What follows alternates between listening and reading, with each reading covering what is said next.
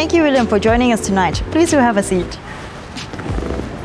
Thank you, William, once again for joining us on our virtual launch for today. Now, we are incredibly lucky to have William here to share on his design and creation of Crestwood Estates.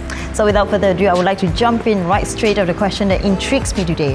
How do you approach a development like this?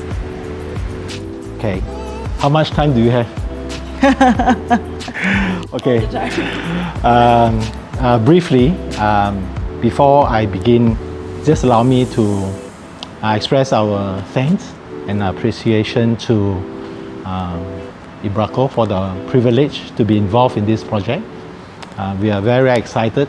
Of course, I don't speak for myself alone, and we work with an incredible team of very talented consultants, engineers, designers, and of course, we are very excited to work with Ibraco, who has an incredible track record all these years in developing housing.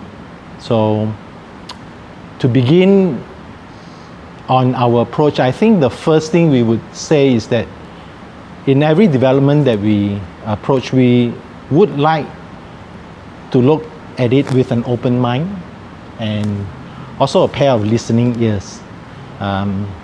We need to understand the clients that we work with, their values and what they are doing. And Ibraco obviously is the developer with a long track record. So we understand that quality is very important to them. So in that development, we would prioritize a quality development. So that is one of the key values. And we know that Crestwood would be one of those development that we really need to make it outstanding in a way because it's catering for a higher end, a premium product, and therefore I think a lot of attention has been put on there. The second thing is that we probably need to understand the concept behind North Bank. All right, so it's the context where we are working with. And so we will look at what are some of the core elements of North Bank. And North Bank obviously is a very successful development. It's gaining more and more different mix to its components. So I think for Crestwood, we are entering into a very exciting phase of the overall master plan development. And so our focus is we would like to add upon what is already existing in North Bank and make it from good to great, bringing it to another stage. And allow me to say the last thing that we need to do is that I think we need to work understanding the buyers behind this development. I think we need to listen to what the market is looking for and to be very specific in the way we design so that it will cater to the buyers' demands and obviously and their needs as well. So I would say shortly that is the thing of how we will approach that development first and foremost. I see. So based on the first question, you touched on mainly on design and values, which I think is a very core, important fundamental in design. So when we zoom in a little bit on design, maybe you can share with us a little bit more on what are speaking on Crestwood, you know, it's an outstanding development. So what are the design ideals in Crestwood itself? I think we started off with probably call it our value propositions. I think we look at four main components of the development in terms of the main values that we are trying to achieve here. I think the first one is with the creation of a great neighborhood. All right, that would be the first thing, which is the crafting of the community. Obviously, North Bank is a development that is very well thought out. It was master planned very holistically, and over the many phases of development, they have introduced more and more mix to a very diverse environment. And what we are trying to do is that we would always want to ride on that which is already working very well. For example, they have very good amenities, all planned within very close proximity. So it's very well connected, all the amenities, to the surrounding development. It is very green, whereby there's a lot of pocket parks and facilities that complement people's lifestyle, and those are all the elements that makes the neighborhood great. Yet at the same time, when we come in, we would want to build on that and make it even more well connected, in the sense that now more people will be coming in, and we would love to see how, in terms of the use, the people will be able to use those amenities in the quickest manner. All right. So in terms of the connectivity, that is important. The second thing that we would like to do is, of course, in the crafting of the home, which is the making of the house. You know, we always use the adage, the home, right? Is where our heart is. Yes, all right. So the crafting of the house is a very important component. So we know that in order to create a home, a lot of times we need to look at how we use it. All right. So it's actually from the perspective of the plan, right? So we want to make the plan as functional as possible. I think that is the key word, as functional as possible, because people invest a lot of their hard-earned toil and sweat, right, to purchase an investment. So when we look at the plan, I think we would always want to make sure that the plan must be functional first and foremost. So we introduce new ideas, no doubt, like sometimes new innovative ideas, but always within the context of the tried and tested, right? There are certain things that we do that it's been proven for houses that it works. One of the things are like for maintenance for houses, right? We will try to design it so that it's as low maintenance as possible. I mean, those are simple logics, but in the design, we will have to take into consideration of that.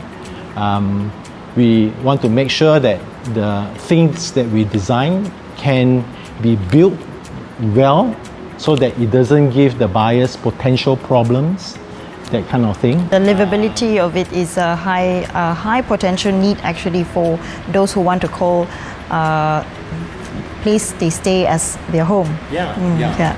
One of the things that we found for planning is that we need to, from the plan point of view, we need to unclutter the space and not subdivide it up too much, because people tend to have different lifestyles, all right?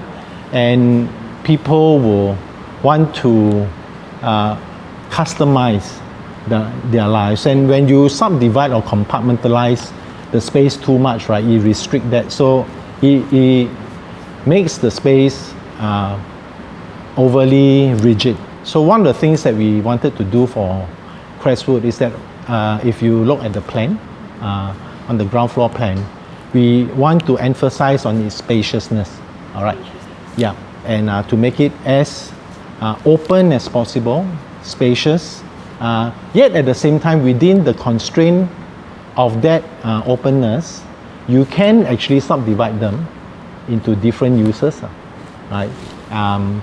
And I think we also look at perhaps using spaces that usually are considered in between spaces, like patios, because of setback in between spaces. We look at how we can utilize the space, even like in the patio, so that it can be of use. So we look at that aspect of it. So that's the second point, the making of the home. We try to make the plans as spacious as they are and as flexible. And the third thing I think we would suggest would be what we call the prestige and the pride.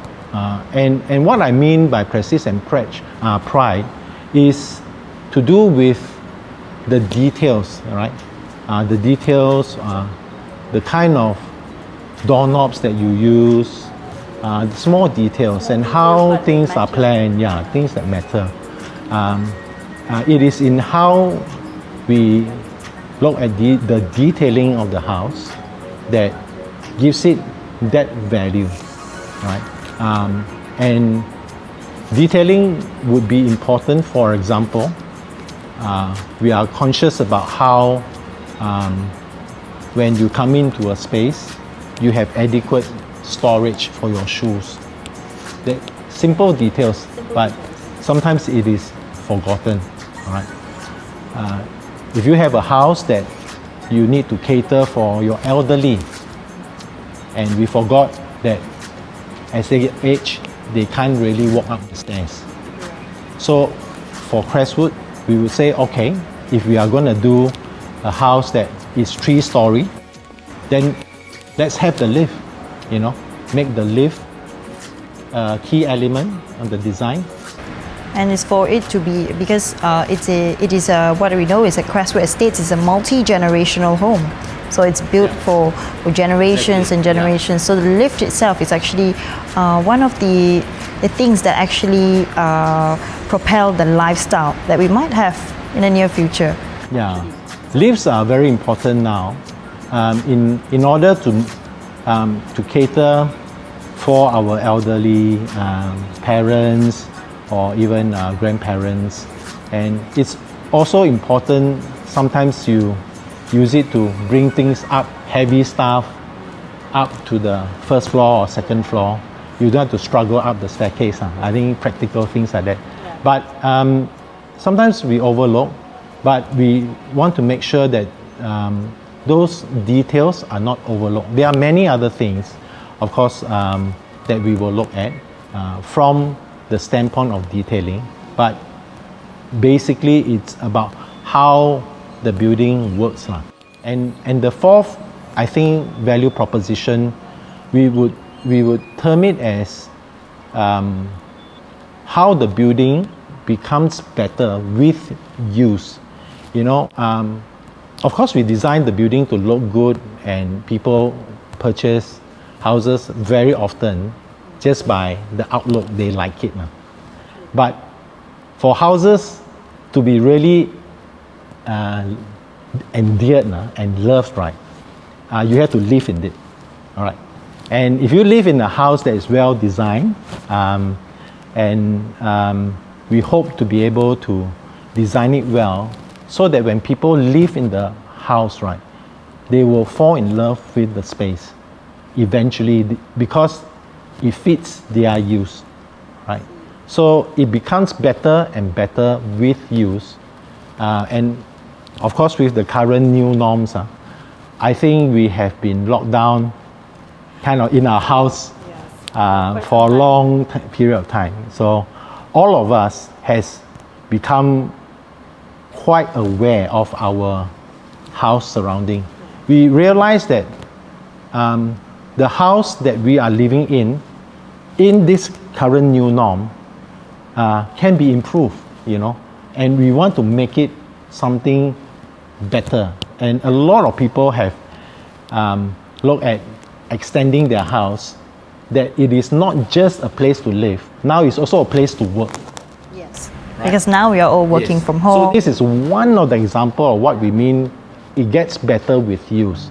Because if you live in a house for a long time, you will begin to appreciate how it works.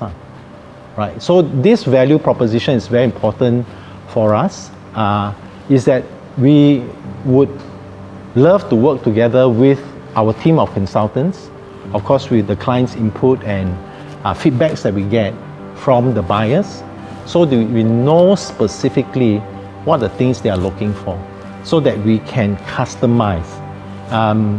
Crestwood is no doubt a semi-detached house, but in fact I look at it perhaps more in a way as almost like you can have the benefit of a detached house in terms of its size. All right, it's 3-story, and it has 6 bedrooms and a maid's room, and of course you have the lift, and all the rooms actually have a bathroom. Now that specification came is because I think the developers hear what the buyers wanted. You know, people wanted more space For themselves, personally, and also for their family. And over the period of time, especially now in the new norm, people are looking for that extra space. All right. So we are all been locked down with our family, with our children. Some of us, we have our grandchildren. So we realized, hey, our house, the current semi-Ds that we have, may not be adequate to cater for it. So that feedback that we get, we have inputted into the design, and hopefully we are able to achieve the 4th value, which is the house for Crestwood will be one that when the buyer lives in it, over time, they realize, oh, actually there's a lot of thought being put into it, and it gets better and better over time. Yeah, so I think in short, that is the 4 value propositions that we are talking about. When we're talking about the main vision of the livability of having a multi-generational house. And actually you have answered my question, my next question actually, which is supposed to be, how does design impact lifestyle? That I think you have covered all with your values, but maybe you can share with us a brief description in maybe brief words. How does design actually impact lifestyle? Maybe if it's not at the current norm, but what do you see in the near future? Okay, that's a good question about design, and not wanting to sound too philosophical. I think about design is that in fact we look at the work that we do, and we would say that design essentially is an act that we do to make things better and new. All right, I would see it from that standpoint. We do not want to focus perhaps just on the external of design, which I think by normal standards, most people will look at design as like a fashion trend, because externally that's how it looks like, that is in trend, and people will tend to look at design that way. But I think for us and our team working on the project, we would want the design to be an act whereby we would make things better, all right, and new, all right. It gets better and it's something that is new. There's an element of thinking outside the box of something, and you can actually do design in many ways, not just the outlook. I'll give you an example of this design.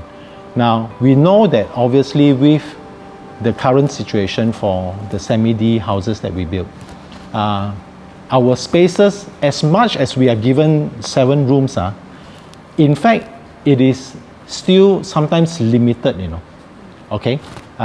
Because we all need more and more space. And we also know that for a certain premium product, we would like to have spaces that are varying in height, you know? Varying in height, maybe like the lobby, you have a double volume space. That's for grandness, okay? For premium product, we would want to have high ceiling space, grandness. And how do we incorporate, like for Crestwood case, right? We would look at the design and say, okay, if we do a very big double volume space at the lobby, for example, at the main lobby as you enter in, it's nice, it's going to be very impressive. Your client, your relatives who visit the house, they will be very wow.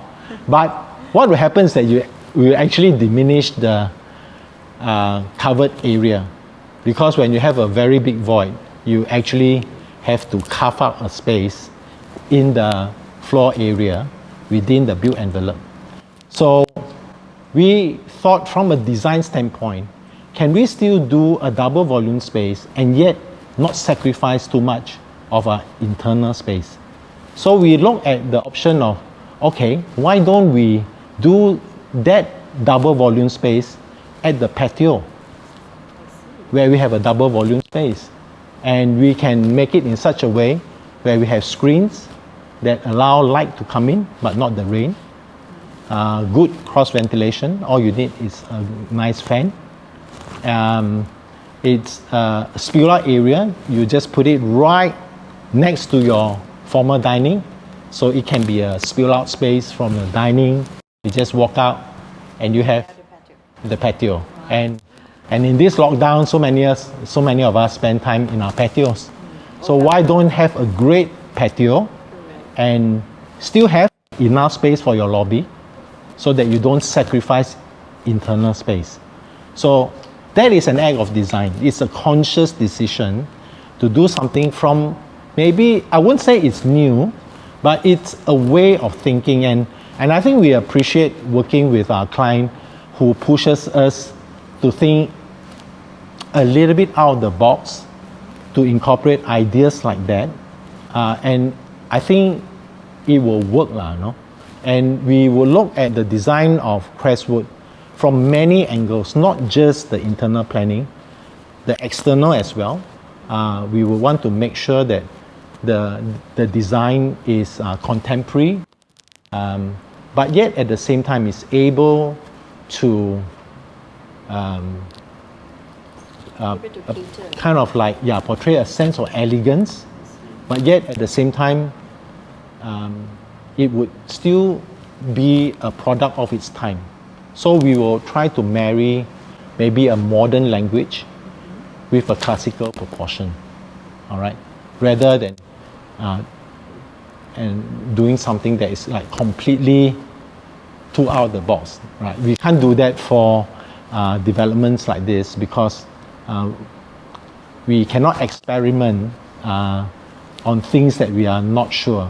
Yes, so from a design standpoint, we would want to introduce a way of an approach of designing the house, yet, as I said, within the constraint of tried and tested methodologies, but a new way of doing something that may have a better result as a whole. So that's my take on design. I see. I mean, thank you very much for sharing on that. You mentioned something on design as a way more in what it looks on the surface, actually. So most people, they might see it as something on the surface, but design is actually, from your take, is actually more to a way of life, and the way you approach it is something really interesting. So I think, let me just ask you another personal question. Sure. You know, talking about design and, you know, your philosophy on design as a way of approaching and your methodologies. Maybe you can share with us, and I'm pretty sure some viewers here are keen to know, as an architect, what role would you like or hope to play an impact on people's lives? I always joke with some of our friends and clients that we have worked with. I think a proof that you are a good architect is that at the end of the house construction is all built, they invite you back for the Christmas party. I see. If they don't invite you back for the Christmas party, then you are in trouble. My jokes aside, well, we would answer it this way. As the architect, we essentially is playing a role in the whole process of constructing, of course, design, conceptualizing it, and the construction of a building. All right. So let me qualify by saying that a lot of things that we do is actually in collaboration. So the architect do not act alone. Yeah, the architect do not act alone. We act within a context of a group of people. So our engineers are very important. All the people who lend their expertise, and designers who are doing other things, landscape designers and all that. So work with us together with our client to deliver a project.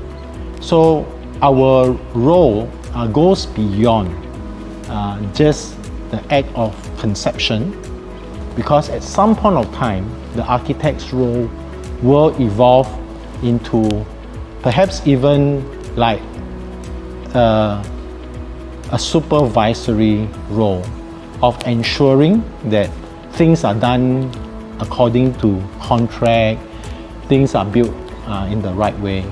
And so as an architect, we would want to make sure that things are done in a professional and proper way. And it involves other expertise, like builders, for example.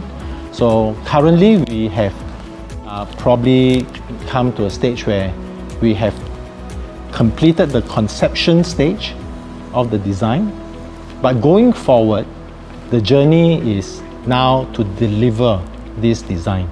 So it's a continual process, and we would want to take that task seriously and continue fine-tune the work process. That is how me and all our team members see the way we contribute, is that we would need to ensure that whatever is designed is built accordingly to what we intend, and the client is able to deliver to the buyers what they want, and the buyers is able to come back to the developers and say, job well done.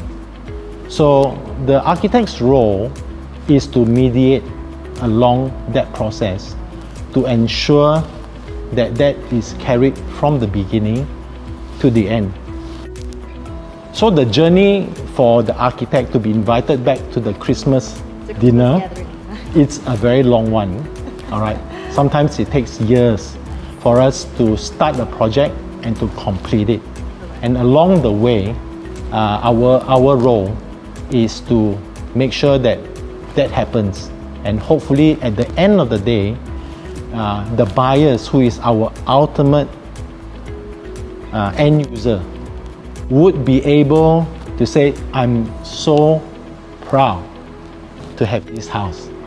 That, I think, to our team would probably be the greatest motivation for any designer, regardless of what style or what building we do, is to hear buyers saying, yeah, I love this house, and that, in a way, for us, for Crestwood, that would be equivalent to us being invited back to the Christmas party. Essentially, you have a satisfied client, and hopefully we can do that for the design. So I'm not sure whether that answers your. Yes, it does. It's a very heartwarming sharing from your side when you talk about more personally in depth, into more than other than the design on the surface. You talk about your clients, being a mediator. I think that is something really important, because without a mediator, end users and the clients themselves, we can't make ends meet. Not talking about ends. Or bringing them together. Yes, that's true. So bringing them together. So speaking of architects being mediators and talking about ends meet, now we have come to almost to the end of the session, but maybe just one last round off before we end the session. How do you say the success is brought into Crestwood development as an architect yourself? Thank you. Crestwood development has many features that I feel that we are trying to achieve, and hopefully it will stand out for the crowd. It is a premium product. We know that it's designed for a very specific market. It's a niche market. We are aware of that. It is a product that has a price tag, but it also has its privileges. It's a kind of refined product that we are hoping to achieve. Of course, we won't really know it until the whole thing is done. But from the current visualizations that you could see, and of course there will be models and everything, I think you could imagine the direction where Crestwood is heading towards, which is a premium product. All right. We would want to approach Crestwood as luxury housing, no doubt, but we perhaps want to define luxury not just in that it is using good material, luxurious in terms of its spatial planning, all those aspects Crestwood has. It is a luxurious product, but we look at Crestwood perhaps and define luxury in a different way. Not just a material luxury, but we see luxury being defined perhaps relationally, how people, family can live under one roof. All right, it is able to cater for that multi-generational aspect. And again, this is inspired by the lockdown, I suppose, because we have people who now are looking for houses that has more rooms, have their own space, have their own ensuite washroom, so that they can work and live and carry out all the duties of life. So it has to be luxurious in its way it can be used. Okay, maybe let me describe that a little bit. For example, we do not need to just see a dining table just as a dining table. It can also double up as a worktop, a space. We do not only need to see our living room as a living room, but and only for entertainment. It can also be a place where we can host or have different purposes, like zooming from your living room with a nice backdrop. We do not need to see our car park purely just to park cars, but even places for gathering. You know, you can actually have events outside. And if you look at the design for Crestwood, we have 5 car parking spots. Right, you can accommodate 5 cars, because with many members of the family, a lot of times this is not being taken care of, and you have cars parked on the road. So you have 5 cars. If you look at all those aspects in terms of the planning of the room, all the rooms have their own individual ensuite, a master bedroom. So I think in many ways there's a lot of consideration being given to all these details to make sure that the house works well. You know, notwithstanding externally, we hope to achieve a beautiful product. Beautiful in terms of its, when I use the word beautiful, as in that it works well. All right, the proportions of the rooms look correct, and hopefully it has a nice proportion and doesn't look funny, and it works well. So I think it is luxurious in that way as well, you know, in its use. Okay, not just that the tiles are of good quality. Of course it is, and that has to be. And if you have a time to look through the visualization that has been done, I think that gives you an idea of the kind of interior opulence, the word that have been used, the opulence of the interior, that it's very I think it's significant in would you say significant in most of our lives? I've been in the walk-in wardrobe virtually. Yes, the walk-in wardrobe, of course, it's a dream for a lot of people. They have a big walk-in wardrobe. So I think the word that escaped my mind just now is that the interior looks very contemporary and at the same time very classy, you know. So I think it needs to look that way because it caters for a certain niche group of clientele, you know. Of course, the visualization is artist impression at the moment. We are not able to be involved with the individual interior design part of the work, but it gives the buyers an idea of what can be done. All right, so it's very helpful if you have time to look through the visualization. I see. Yes, I've been in there virtually. Personally, I think as a buyer, you're definitely invited to my Christmas gathering. Okay, so thank you so much, William, for sharing with us. You have shared with us not only on your designs, but also on your personal journey, and also what the viewers would actually look forward to in Crestwood Estates. So thank you very much on sharing, William. Thank you. Thank you for having me.